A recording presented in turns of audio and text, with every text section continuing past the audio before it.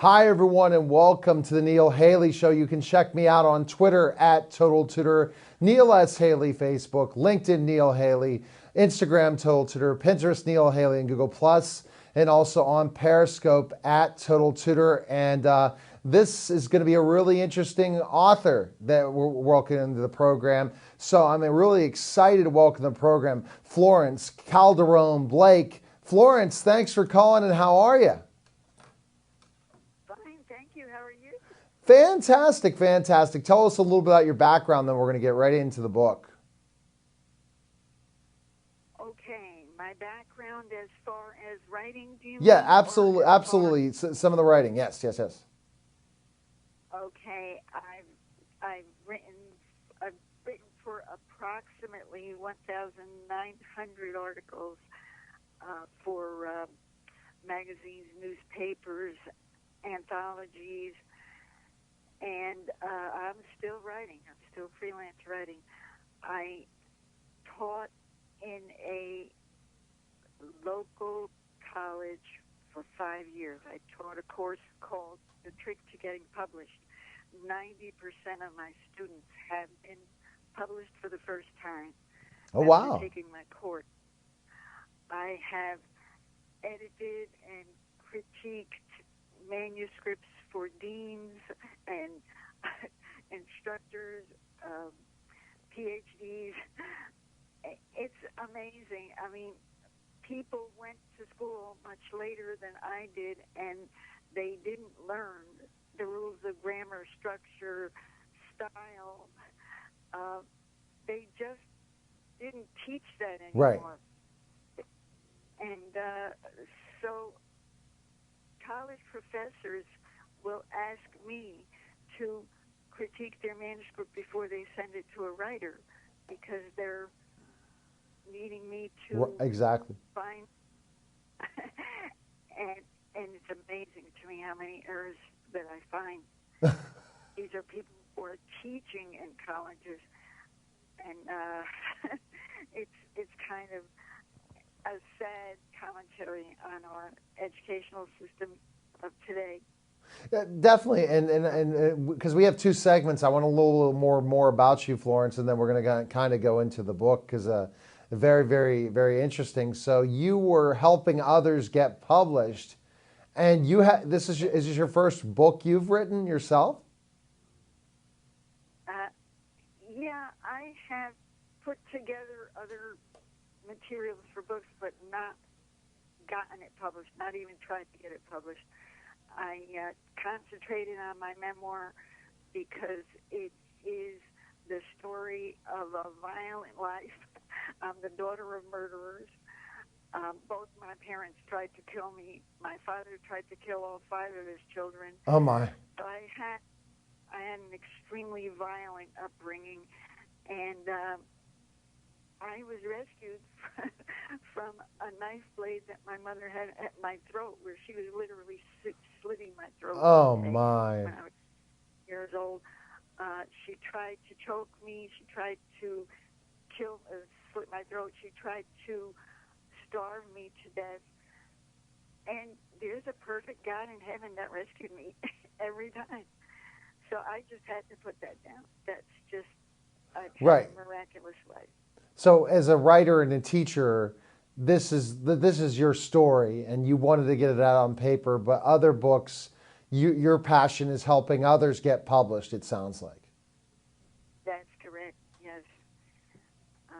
I've had people with doctorates now that have had books published that thank me lavishly every time they see me and talk to me because they were lost on their own trying to get to a publisher. Oh, my. And what do you learn with now how things are changing so much in book rules? Now anyone can get self-published to themselves via Amazon or other types of platforms everywhere. Is that good for writing in general and books and authors, or do you think it oversaturates things? Well, the problem is that people who write think that once they're published, they're going to become famous. Right. They look at the talk shows, the TV talk shows where some celebrity has penned a book. Exactly. And they just decide if you get a book published, you're going to be rich and famous in And no it's not time. true. It doesn't work that way. If you walk into a major bookstore like Barnes & Noble and you look around at everything on that shelf, calculate how many of those authors make a living as a writer. Do you know what the percentage is? May I call you Neil? Yeah, absolutely call me. No, I'd say the percentage, I would say about 0.5%, 1/4%. 1%. 1%. Yeah. 1% make a living. I don't mean get rich. I don't mean get famous. 1% make a living as writers of the ones who have their books on the bookshelves of the major bookstores. So that factors in people like Stephen King. Yes. And Dave Barry, and even the so-called, the Harry Potter series, even the J.K. Rowling. Yes. Yeah, they are in this percentage, in this mix that makes 1% of writers that make a living. So, yeah. Excuse me, go ahead. Yeah, absolutely. I wanted to kind of expound on that. It's so true. I mean, that everyone thinks the book they're going to get rich. And, you talk about Dean Koontz. There's only a list of few that make a really good living off this. Then the rest are making enough. But that's what they're making, but that's not what that they do. That's right. The big thing, that a book is a tool. It's a tool for your passion, but also for other things. When I do social media and branding for companies and authors, I tell the authors, this is a tool. Don't expect you want to get your message out? Absolutely, you'll get your message out. But don't expect this to be an overnight success. 10,000. They might as well learn YouTube, right? Florence, learn how to do YouTube and make that the overnight success, because books are for a certain chosen few who buy them still. And it's a great thing. It's a great business card. It's a great way to tell your story. It's great to find a niche audience, but the number of them that really make money are few and far between. Well, that's true. And another huge mistake writers make, and you probably are well aware of this, is that they begin with a book. Right. They have a novel or they have a life story in them, and they start with a book. That's a mistake. They should establish their credibility as writers first by getting published in magazines, newspapers. Have something under your belt. I would ask my students 2 questions the first day of class. Why do we read? Yeah. And it's really 2 answers, for information or for amusement. Right, exactly. Okay. Why do we write? And they would give you all kinds of, because I want to express myself. No, you should be writing for the same reason as people are reading. Yeah. And if you don't answer those the same way, you're approaching it wrong. If you ask them, what is your definition of writing? Oh, well, it's an art. It's an industry. It is. If you view it as an industry first, then you are understanding what you're up against.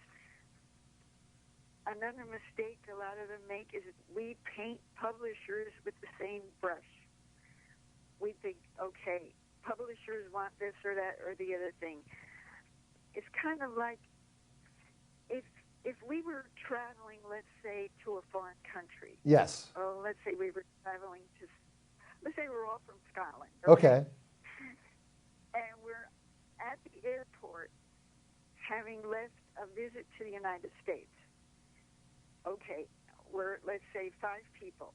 One of us ate at a fast food restaurant. Okay. One of us ate at a buffet lunch, and another one went to a pancake house. Another one went to a real ritzy restaurant in a hotel, and another one went to Subway sandwiches.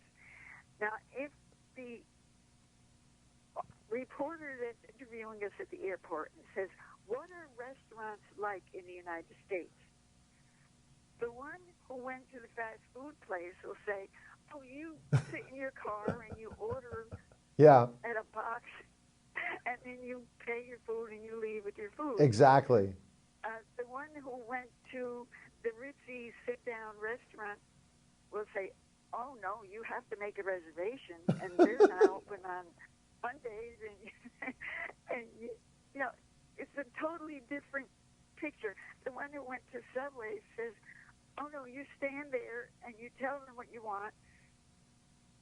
The one who went to the buffet will say, will you select your own food, but you don't have to leave a tip? You know, there are so many different things that publishers do that everybody would say is the same thing, and that's a mistake we make. No, so you're hitting it really. What you were talking about involving that is that to get it's really if you have a polished message that really is going to benefit a group of people, and you get a person like yourself to teach you how to write a book, and you find the right people as editors and the right self-publisher or publisher to put that book out in the market, then you are in the same space with that 1%. But if you don't do that, if you have errors completely in your book, you have a poorly laid out book, and it's just very unprofessional, you are hurting that 1% and a lot of hard-working authors, correct? Absolutely. And you're right about publishing kind of shrinking. Book sales are shrinking. People would rather play video games or watch television. Yeah. And spend time even on social media with their friends, texting and whatnot. People have to be drawn into a book. They have to be grabbed at the first sentence, or they will put it down and go watch television. And that's a huge mistake writers make too. Okay, when we get back, Florence, we're going to now talk about the book and go into that. And I know one segment's not enough time, but I'm glad to learn some of your background. So we get back, you're watching the Neil Haley Show and our live Author's Corner on the radio, and we'll be back in just a moment.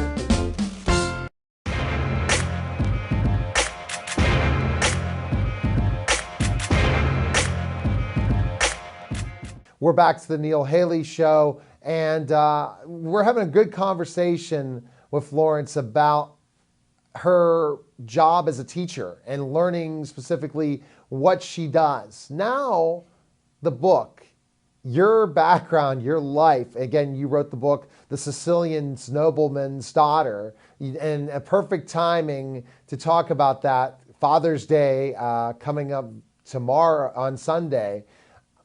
Tell me specifically, you were telling me some of the things you had gone through.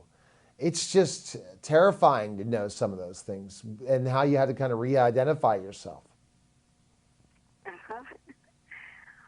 Well, my father was a nobleman. That's why the title, The Sicilian Nobleman's Daughter. He was knighted by King Victor Emmanuel III of Italy. Oh, my.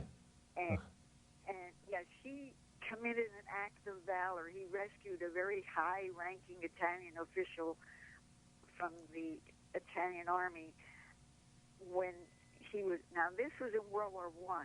I understand the information you were given was that my father was in World War II. My father was old enough to be my grandfather. He was in World War I.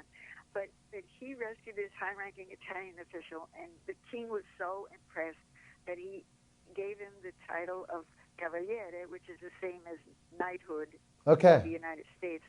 And he hated Mussolini. He attempted to assassinate Benito Mussolini because my father's father owned all the wealth and industry in the city of Casteltermini, Sicily. He owned a sulfur mine and a mill, most of the real estate. So it was a city of 9,000 people, but they all owed their livelihood and their housing to my grandfather. So when Mussolini came along, fascism wanted to take away all the business and industry and take over. So my father attempted to assassinate him. He would have done it. He was an expert marksman with a rifle. But Mussolini didn't show up. He sent a substitute because he knew he had enemies in Sicily, namely the mafia. My father was not a mafioso, neither at the time was my grandfather. But they had to choose between mafia and fascism. And let's face it, your enemy, the enemy of your enemy is your friend. So my father realized he would not conquer Mussolini if the guy wouldn't show up for his own assassination. So he decided to take his family to the United States and start a life here. Well, he didn't speak the language. He had attained his citizenship, but barely. I mean, he could read and write English, but he couldn't speak intelligible English. So we went to absolute poverty. I mean, abject poverty.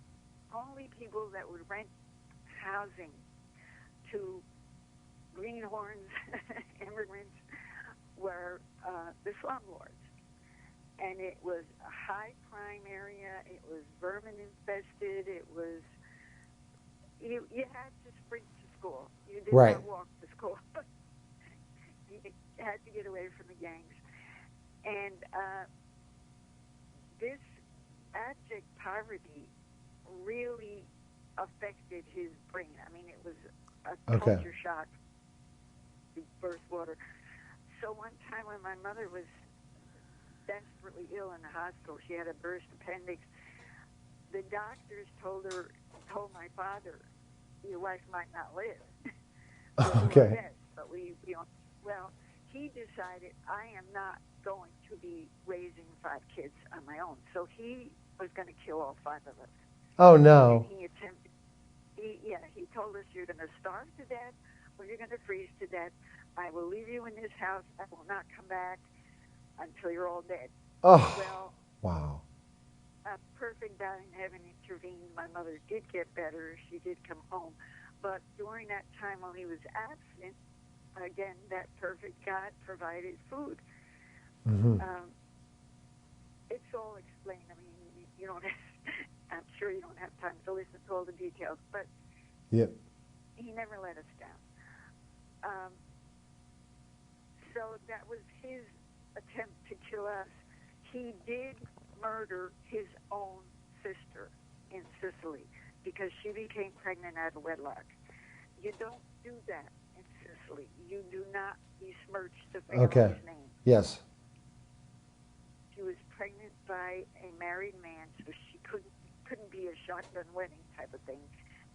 The only way to avenge the family honor was for my father to shoot her to death, her and her unborn child. Oh, no. So And he was proud of it. When he told me this, like, I could hold my head up high walking down the street now because the blot on the family name has been erased. And he wouldn't even admit he had a sister until I finally had it out with him one day. My mother hated my guts because she hated my father's family. She was more or less forced to marry him. She was an abandoned orphan. Okay. A horrible existence of her own. So when somebody asked for her hand in marriage, her relatives that were raising her, who resented every day of having to take care of her, said, okay, you're getting married to Don Angelo Calderon's son. You should be very proud that he asked for your hand in marriage. So they kind of palmed her off on him. And she couldn't stand him.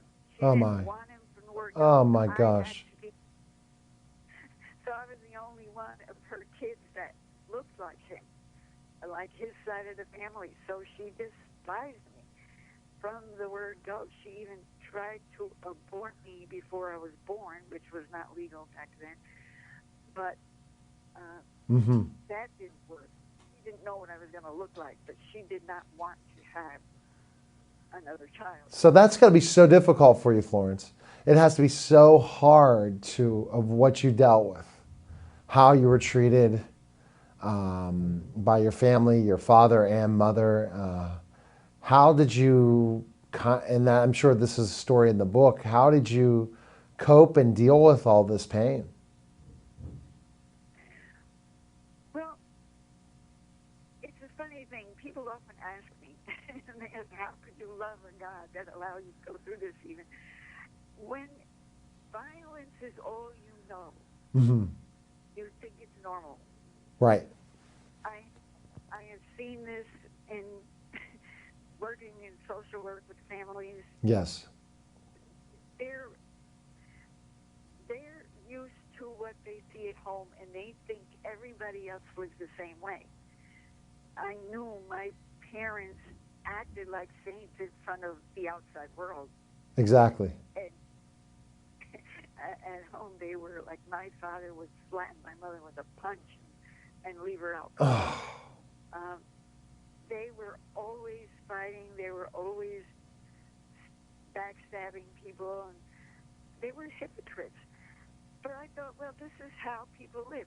So if somebody told me something complimentary, I think, oh, they're just saying that, but they don't really think that, because my parents say things they don't really think to me.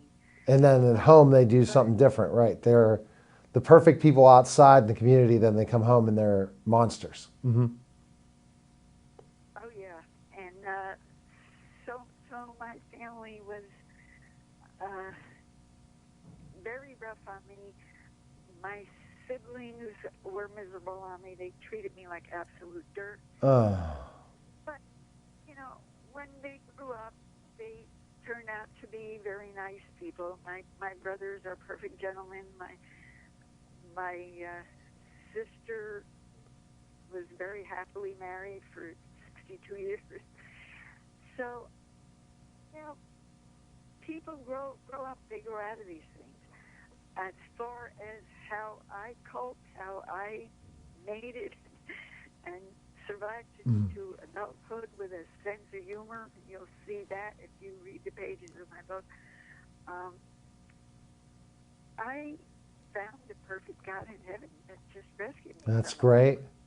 So your faith got you through all this, and you saw that strength that you had from your faith led you through, and then to have a career and a life and change, just like you talked about your brother,